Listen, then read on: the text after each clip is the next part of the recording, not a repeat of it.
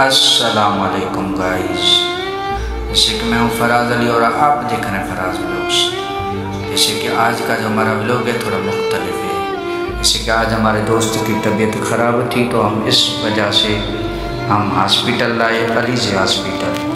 तो वहाँ पर हमारे साथ क्या हालत हुई आप देख सकते हैं। और हमारे दोस्त के लिए आप दुआ करें कि वो जल्द से जल्द सेहतयाब हो जाएं और आप सबको सलामत रखें। और मज़ीद वीडियो देखने के लिए फराज व्लॉग के साथ जुड़े रहें।